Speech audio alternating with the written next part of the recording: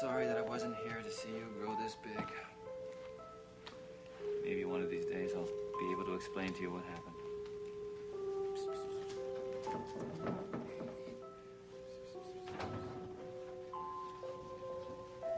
Well, I hope you two are getting to know each other better. Oh, I'm doing my best, but I'm not getting much of a response from her. Well, I told you, it's going to take time. You have to realize that. I'm still a stranger to her. She probably knows Logan better than she knows me.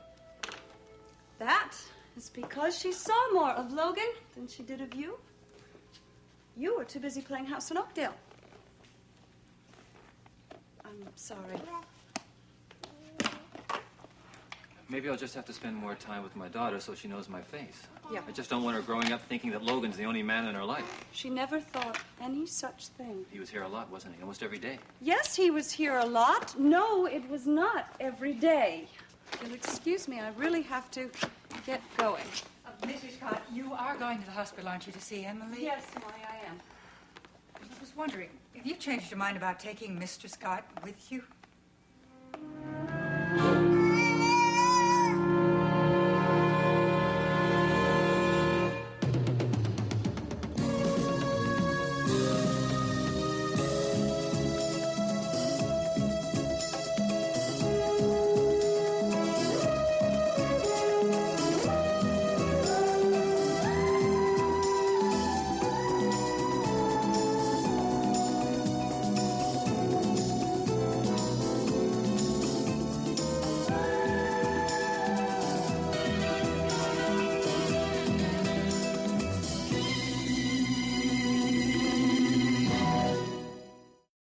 Molly, I have already told you that it is better for one of us to go and see Emily. I think it would be too traumatic for her if Draper and I went together. It was Dr. Kavanaugh's idea, and it makes sense to us. But he is not a psychiatrist. He is a doctor, and he knows the situation, the peculiar situation that caused Emily's breakdown. I'll go to see Emily myself later.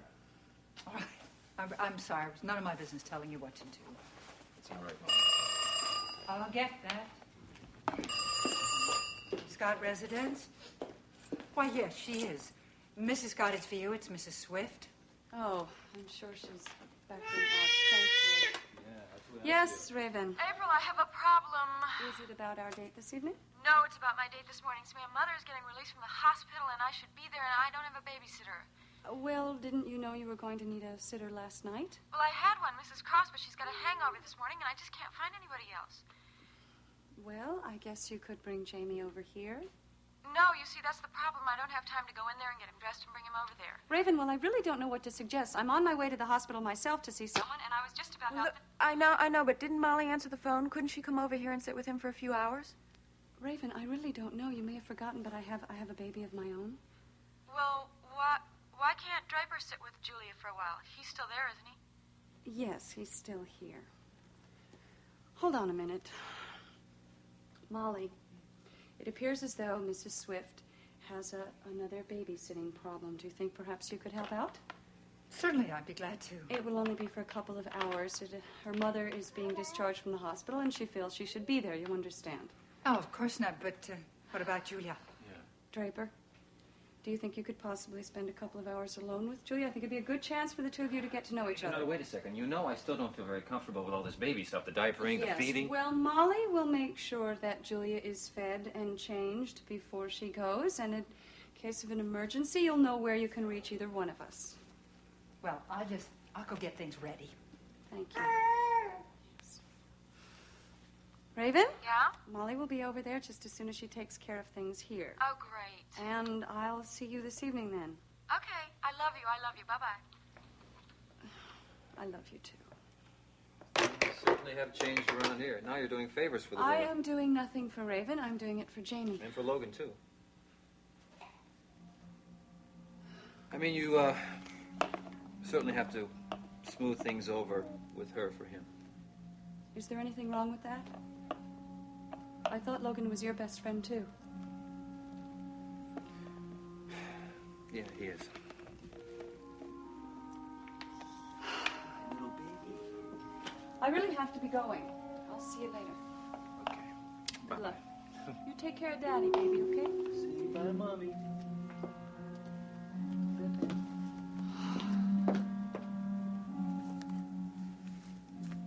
This is sort of an event for you, isn't it? Too bad you couldn't have gotten Robert Redford. Well, let's see. I kind of like what I got. Yeah, but it is a special occasion. You're stuck with a stodgy old district attorney, you know? This stodgy old district attorney happens to be very handsome. And you look wonderful. It's probably the suit. It's clean, you know. I just got it out of the dryer. That's what I mean. I mean, that's what I'm worried about. How can I go out with a distinguished public figure like yourself, feeling and looking the way I do? You talked me into it. You're hideous. I'm leaving. What? Okay, you're gorgeous. I'm staying. April. Yes. You're beautiful. Oh, yes. Look at my eyes, please. You're beautiful. You always look beautiful to me. I suspect that you always will look beautiful to me.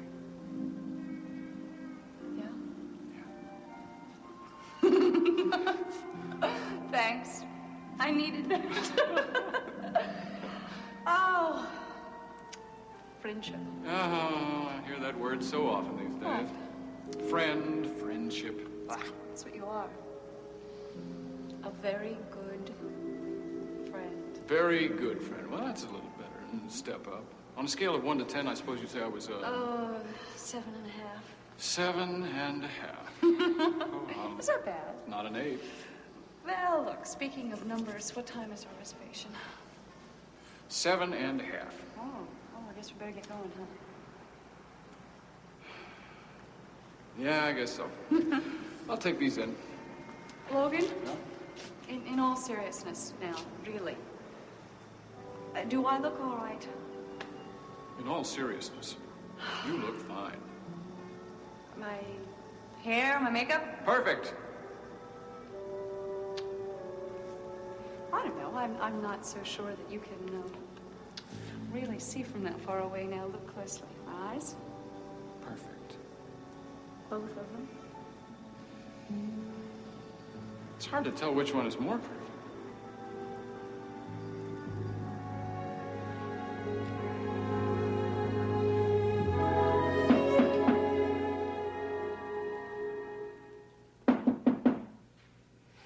Come in.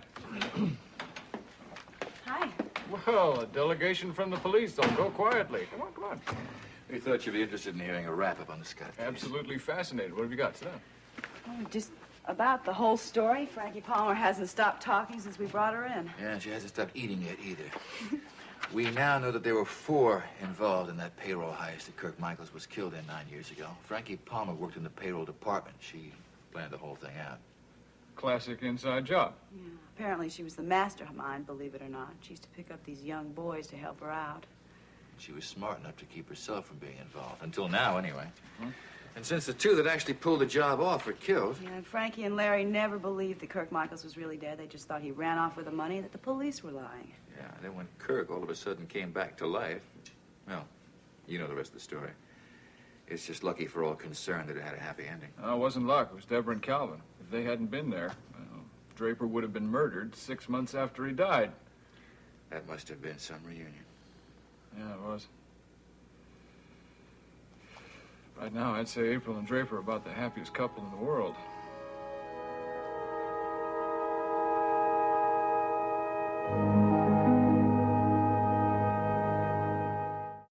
Well, Frankie Palmer's good for a 15-year stretch. I just don't envy the taxpayers who are going to have to foot the food bill while she's in prison. Maybe she won't find it so enjoyable and go on a diet. What's Draper's condition physically? His bruises will heal. He'll be back to his old self in no time. But he won't be back to his old job, will he? Mike What? Carr's got himself a new associate. What's going to happen, anyway, with Cliff? I talked to Mike about that just this morning. Looks like it's going to be a 3-man office. I'm glad to hear it. I was beginning to feel sorry for Cliff. But he's still your attorney in the custody suit. Oh, yeah. You know, you're going to have an additional witness now that Draper's back. No way. Not a chance. I'm not going to put Draper up there on that stand. Raven's lawyer, if he's any good at all, would have a field day with Draper's memory problem. Yeah, that wouldn't be a good idea. When's the trial start? Monday morning, 10 o'clock, although Raven would like to have it otherwise. Why do you say that? She wants a postponement. Met me at dinner last night and practically begged me to put it off for a while. I can't figure out her motive. That seems to be the game in this town, trying to figure out Raven's motives. I think I better head back to headquarters. Oh. Thanks for the update. I appreciate it. It is nice to have a completely closed case once in a while. You coming, Deborah? Not just yet. Oh. See you later. So long, Derek. So long. Did you happen to hear that slightly defensive tone in Chief Mallory's voice when you mentioned your wife's name? Is he still seeing her? I happen to know that she brought him home to Mama. Oh, you're kidding. Oh, they had dinner together. At least that's what the local gossips at headquarters say. Gossip. People should mind their own business. May I quote you on that? That sound just a little stuffy. You could never be stuffy, Logan. Stuffy in the head these days. I don't know. Too many things are happening. You'd have had a lot to cope with, haven't you? It's just amazing how quickly things change. It's not only a small world, it's a very fast one. Yeah, I know. Sometimes I just think the world just spins a little too fast. Trick seems to be to keep your balance.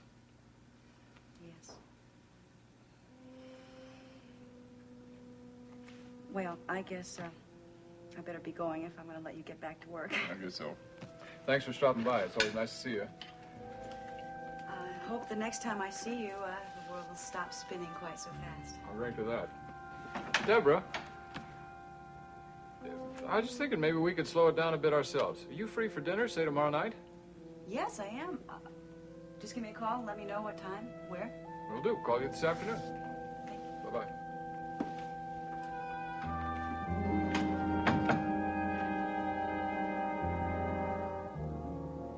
For heaven's sake, Nadine, don't look so grim. So far, you haven't heard a single alarming thing about the state of your health. Dr. Stewart is waiting for more test results. I don't think Dr. Stewart is expecting any really bad news. He seemed very optimistic to me. He did speak of restricting your diet, getting some rest, and worrying less. What makes you think that prescription will be easy to follow? Well, it doesn't make any difference. You have to. That's all there is to it. You're not a child now, Nadine. You're a grown woman, and you should be able to do the thing that is best for you.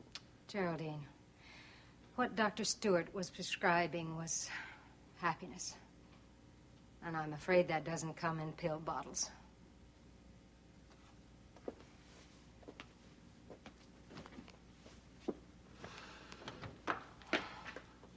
Hello, Mother. I have come to take you home.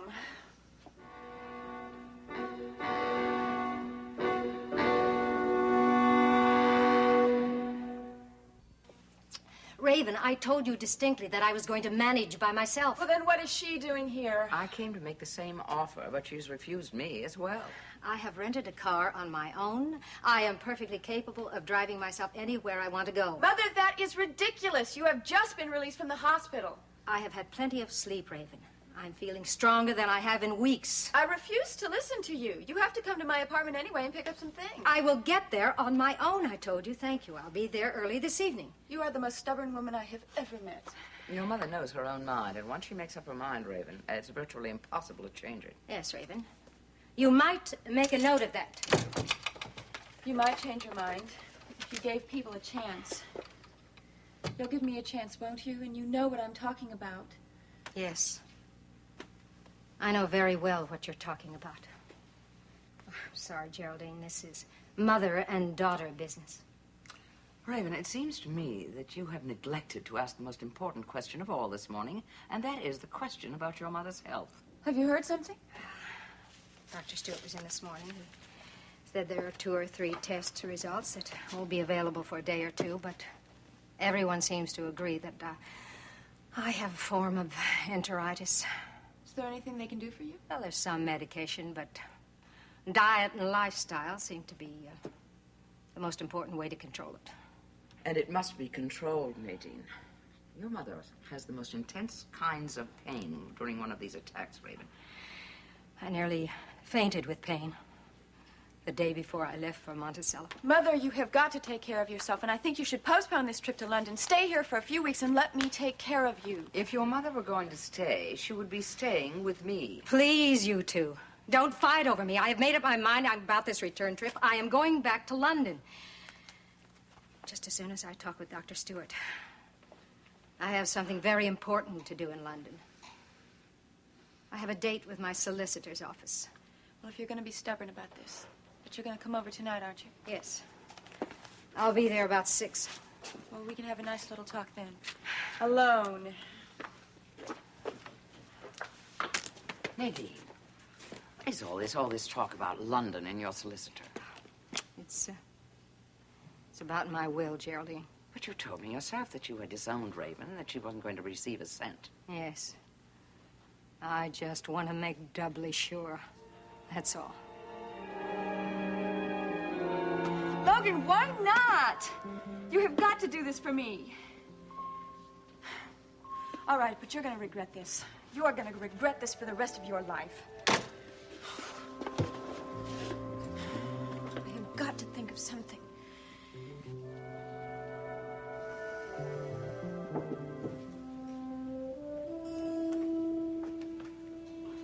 Emily? Emily?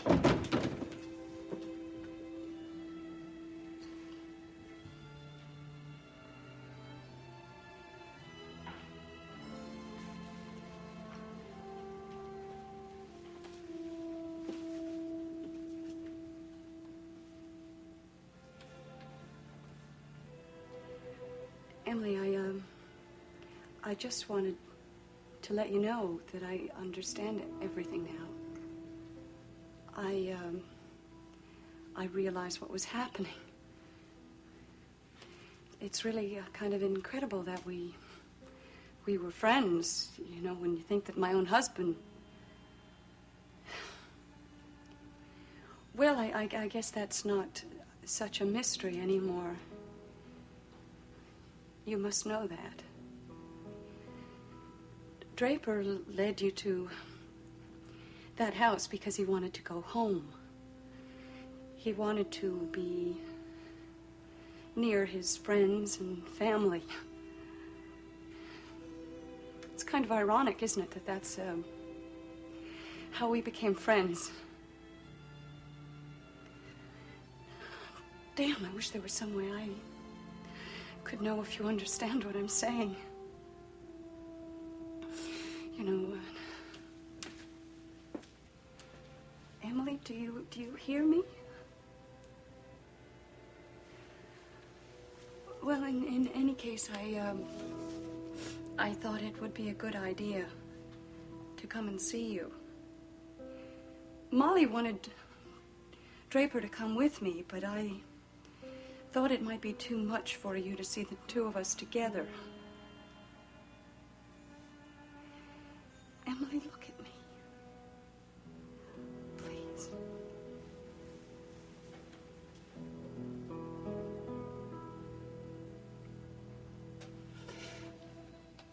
Emily, I don't blame you. God, I hope you realize that it was not your fault. I know you knew the truth before Draper was abducted. You must have been in a state of shock. I mean, I can understand you're not wanting to give up a man you've just fallen in love with.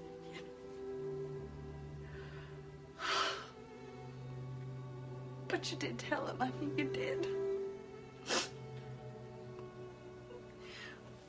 Well, anyway, I just wanted to let you know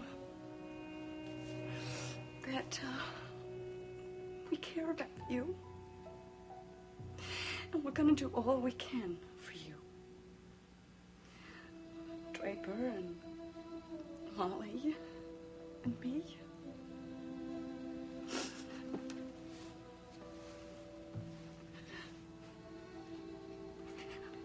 We're going to see. We're going to make sure that you get better, okay?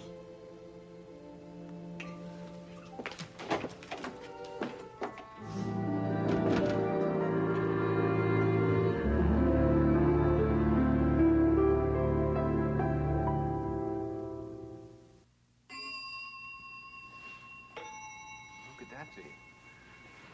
Oh, yeah. Yeah, Oscar. Oh, no, it can't. All right, okay. Send her up. Brace yourself, kid. Hello, Draper. What are you doing here? I thought April said you wanted to go to the hospital to be with your mother. Well, I was, thanks to you and Molly Sherwood. What are you doing here? If you want to see April, she's at the hospital, so you have to go there. I came to see you because I knew you were stuck with Julia. Oh, she's so precious. How is she? She's fine, thank you. We should match her and Jamie up. Raven, cut the cutes. What do you want? Don't be so hostile. You haven't seen me in months. You may like me now. You know, people change in 6 months. You're never going to change, Raven. You're as big a pain as ever. Draper, I just came here because I'm so happy for you. You two are the luckiest couple in the world. And you're really lucky you came back when you did, because Julia might have ended up with another daddy. What'd you say? Didn't April tell you? I thought she would. Her or Logan, anyway. You don't believe me, do you? Well, look, you can just ask them. Listen to me, Raven. You're not welcome in this house. Do you understand that? Draper, it's not their fault. You were dead. April was alive. Logan was lonely. So they fell madly in love. I mean, you can ask them.